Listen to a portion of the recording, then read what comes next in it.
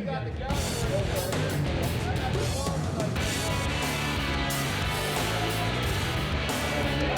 evening from the Lehigh Arena here in Wellington, where we're happy to bring you Game 2 of the Southeast Conference quarterfinal between the Wellington Dukes and Cobourg Cougars. Well, on Friday, a fantastic start to round 1 of the playoffs here in Wellington. On a snowy night on Friday, over 500 fans packed the Lehigh Arena, and it was a great playoff atmosphere, of course, and thanks to the maple syrup cans, of course. For Wellington, Matthew Dunsmore got the shutout. James White, former Cobourg Cougars, Brody McDougall, and Jacob Breckles all got goals for Wellington Dukes. Of course, 3-0 the final here. Tight checking game, though, for Cobourg. And with more on this, let's welcome back David Foote from Cleveland, joining Alex Mahar. Thanks, Lindsay. Happy to be back as the Dukes look to repeat as conference champions again and punch a third straight ticket to the Buckland Cup final, Alex. And we look back at Game 1 a couple nights ago, and perhaps what a lot of people would have expected result-wise, but maybe not game plan-wise. Cobourg Cougars made a pretty concerted effort to come in here and play defense against one of the top offensive clubs in the league. Yeah, especially in the first half of the game, David. They really stuck to their game plan, which was stay back, defend, protect the house, and allow Dershawn Stewart to see every puck and try to battle through screens, and he did that very well. And the Dukes just kept attacking in waves, and it ended up getting the better of the Cougars. But that's the game plan that they're going to try to execute in this series. They have to find a way to get on the offensive side of the puck a little more in Game 2. Round 1, Game 2 of this divisional series between the Cobourg Cougars and the Wellington Dukes. Dershawn Stewart gets the call again after a real busy night the other night, facing more than 40 shots, doing as much as he possibly could to keep the Cobourg Cougars in the game, but coming up just a little bit short. Across the pond, Matt Dunsmore coming off the playoff shutout. He only had to make 16 saves, and you can expect the Cobourg Cougars to try to test him a little bit more throughout the course of the game this evening. Pulled free into the line, passed into the slot. Massey tried to dish it off, and again, the Dukes can't get a shot away on a good chance. Yeah, and in the months of October, November, Jake Gagnon's capitalizing on every single one of those opportunities. You see him kind of panic a little bit in the slot. Got a little bit ahead of himself and couldn't get a good shot away. Quinn Hanna elects to rifle it down, and that will be the last action of a action-packed first period. No goals, a pile of penalties, and the Cougars still in this one as they head to the dressing room tied with the Dukes here at the end of the first. It is Cobourg 0, Wellington 0. Dukes have a 1-0 lead in this first round Buckland Cup playoff series on the OJHL tonight. Bowman took a hit into that dasher board. The padded section there right at the Cobourg bench. He's had a bit of a rough evening. As Noah Bowman delivered a hit himself there to get some revenge as the Dukes come away. Dumped in deep, Stewart plays it around the corner, back to the point, kept in. Near side pass here for Smith. Back up high, shot through traffic, scores! A low shot from Brett Humberstone, and he's got his first of the playoffs, and the Dukes have a 1-0 lead in Game 2. Man, that's how it happens most of the time, isn't it, David? A good chance at one end, and the Cougars catch iron, and back the other way come the Dukes. And it's Brett Humberstone, who looks like he was just shooting to get a rebound through traffic, and it goes all the way through Dershawn Stewart, who never saw that one off the stick of Humberstone. Beatty again moving it forward. Again turned over in neutral ice. Dukes get into the offensive end with White up high. James White pass down low for Smith. Back to White with a shot, he scores! James White gets in on the action again, his second of the playoffs, second in as many games. And it's 2-0 Wellington on a goal that I think was originally, the pass was originally, I think, going to go across to Dawson Ellis. It got blocked, and then White, who didn't get much on it, able to find a hole on Dershawn Stewart. Yeah, and that's absolutely one that Dershawn Stewart's going to want to have back, is you see Ellis looking for White on that back door, and then he just finds Stewart in that soft area, and the weak shot squeaks through. And how about James White? He's been a presence for the Wellington Dukes early here in the Buckland Cup playoffs, kind of filling that hole that Ben Evans leaves as a big, strong centerman. And he's on the score sheet again, his third point of the playoffs. And he's been a pretty big part of things here tonight for the Cobourg Cougars. And having to eat a fair amount of ice time with Ben Brockway getting ejected earlier on. Mac Lowry, the franchise leader now in games played for the Cobourg Cougars, also thrown out.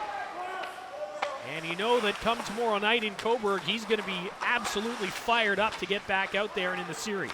And it was announced on our Friday broadcast that he'll have his number retired by the organization once he moves on. So you absolutely know he's going to be fired up to have one last kick at the can here for the Cobourg Cougars.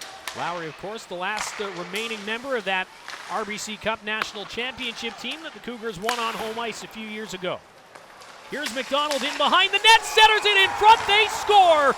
Mitch LaFay in the slot beats Dunsmore low, and there will be no shutout streak for Matt Dunsmore.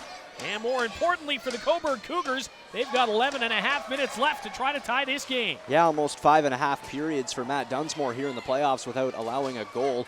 He hasn't been worked too hard, just 19 shots faced after 16 in game one, but the story here is Mitch LaFay getting on the board for the Cougars, and like you mentioned, David, cutting that lead in half with still just over half the period to play. And now you look back at all those squandered power play opportunities and just think, if they could have buried one on the power play, we'd be all tied up right now.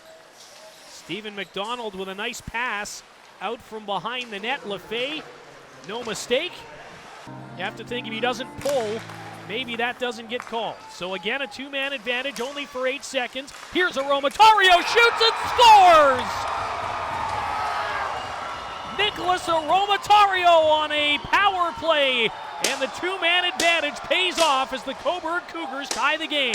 Yeah, how many times can you go to the well if you're the Wellington Dukes penalty kill, as this time the discipline comes back to cost them. And it'll also keep the Cougars on the power play for 1:54 seconds on 5-on-4. But just a great shot that time by Aromatario, who finally gets it off. He's been trying to get it through this entire series, and that time he sneaks one by Dunsmore, and no bigger goal for Aromatario this season in a Cougar uniform. As is Dawson Ellis in there for the Dukes. Comes loose to the point for Beattie. Beattie sends it across, gets it back up high. Near side pass for Butler. Somebody's lost a net guard, and I'm not sure if you can play without it. Here's a chance for Koufis, shoots and scores! TJ Koufis, a go-ahead goal on the power play, and the Cobourg Cougars have their first lead of the series. And the energy on the Cougar bench right now, they sense some life here. They sense maybe a bit of a defeated Dukes team right now, as they just look shocked over there on the Wellington bench. A 2-0 lead coming into the third period, and that's quickly erased. And now the Dukes will have to shift their focus back to offense, as George Koufis absolutely ripped that underneath the bar. Nothing Dunsmore can do on that one. Of this second unit, they've generated some great scoring chances. You have Quinn Hanna at the top with that bomb of a shot. It's interesting to see Justin Paul coming back over. He's got to not take a penalty here. He's taken 3 so far in the latter half of this game. It's a big opportunity for this power play unit. James White also out there. Dukes getting close to the goal. Stewart down and out. Wellington has it with McDougall sending it back up to Paul. For Hanna with a shot, he scores! Well, you need a big goal in a playoff series. Give the puck to Quinn Hanna. And he's got a power play marker with just over 5 to go to tie the game. And as I was saying, I've liked the look of this power play unit just because that man right there, Quinn Hanna, led the entire OJHL in defenseman scoring, and I'm surprised he doesn't start every power play for the Dukes, as he can really bring it. That heavy shot just finds a way to get through traffic and beat Dershawn Stewart. And I would say it's his biggest goal as a Duke, but he's scored a lot of big ones in this building, David. And that just adds to the list right there for Quinn Hanna. And we're right back to where we started with 5 minutes to play in the third period. And after a lengthy spell of neither team counting on the power play, we've had 3 straight power play goals here in this third period. It has been a wild one tonight. 19s will square off here for the draw. Justin Paul look to win it. Bowman gets it into the corner. 18 seconds left here. Bowman can't get around Noah Massey, who's absolutely working him over down there. Massey pulls it away. Here's White, 6 seconds left. They've got to work quickly. 4 on the clock as White comes in, passed it off, and a long shot will be held onto by Dershawn Stewart, and they'll drop the puck one more time, but it's only going to be for the buzzer to sound with 0.9 seconds left. So we will indeed get some overtime in this hockey game. I wouldn't have expected that after 2 periods of play. And, you know, David, what's it mean for the confidence of the Cobourg Cougars just for the rest of this series to be able to finally solve Matt Dunsmore, but to do it a couple of times, do it on the power play as well? You got to figure that's going to go a long way for this team. And to do it down 2 players, including your leading scorer. In the opposing team's arena as well. That speaks to the character the Cobourg Cougars have. What a third period that was. Wellington was leading 2-0. The Cobourg Cougars with the never say die attitude. Mitch Lefay, Noah Vandervine, and TJ Kufis all score within a 4-minute span. A minute and a half or so later, Quinn Hanna tied it up. And it is 3-3 after 60 here at the Duke Dome. We'll take a break. We will play some features for you, and then overtime coming up for the first time in this series between the Wellington Dukes and the Cobourg Cougars. Stay with us. You're watching the Buckland Cup playoffs live on the OJHL tonight. Albeit against maybe not quite the opponents as the Wellington Dukes, with all due respect. Here come the Dukes. Vitucci with a chance. He rung it off the crossbar. Frank Vitucci thought it went in. It did not. We can tell you from where we are here. Absolutely off the crossbar. We're going to take a look again. Yeah, burst of speed here from Frank Vitucci as he takes the nice dish from Dylan Massey and beats everybody but the crossbar there. He thinks it's in, but Dershawn Stewart is going to have to tap that post and maybe buy it a steak dinner later on, because that one stays out and this game continues. Oakville up 4-0 on Brantford, and that's game 1 of that series. So barring a huge comeback from Brantford, it'll be Oakville 1, Brantford none in that first round series there. We'll get you some of the other scores here coming up. There's a nice outlet pass, and in for a chance is Paul. What a save by Dershawn Stewart. Olay with the glove, and Paul can't believe it. Dershawn Stewart with a game saver, and those two have some words after the play. Dershawn Stewart telling Justin Paul, "I'm here all night, baby," as that leather comes through, and the fans here love it.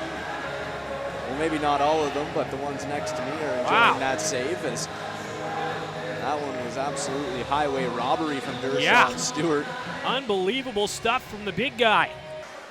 Worked back around to the point, kept in, snapped in low, behind the net, Dylan Massey. Massey holding, leaves it in the corner for Vitucci, curls and feeds up top for Breckles. Pass high slot to Gagnon back, long one on, big rebound! Did Stewart get a piece of that, or was it wide? Either way, we're still going in overtime. Here's Gagnon trying to fire, he ripped it wide, another rebound wide of the net. Frantic action here, and the net comes off with 8:31 to play in overtime. Wow, things are picking up in the Cougar zone right now. Dukes win the draw again. Hanna waits, fires, missed it wide and high. He'll hustle after the rebound and put it down in the corner for Gagnon. Gagnon shoots and scores! Jake Gagnon wins it in overtime, and the Dukes take a 2-0 lead in this first round series with the Cougars. You wondered when he was going to get on the board, and he does it in overtime, and he goes upstairs on Dershawn Stewart to win the game. And welcome to the postseason. Jake Gagnon gets his first as a Wellington Duke in the playoffs, and it beats Dershawn Stewart upstairs short side. And just like that, the Wellington Dukes take a 2-0 series lead here on home ice before they head to Cobourg tomorrow night. Boy, for all the work that Dershawn Stewart did in that overtime, so many glove saves, and then he gets beat high glove side as the Dukes win the game, and Jake Gagnon's first OJHL playoff goal is an overtime winner. Wellington will take a 2-0 lead back to Cobourg tomorrow. We'll take a break and recap the whole thing. You're watching the Buckland Cup playoffs live on the OJHL tonight on your TV.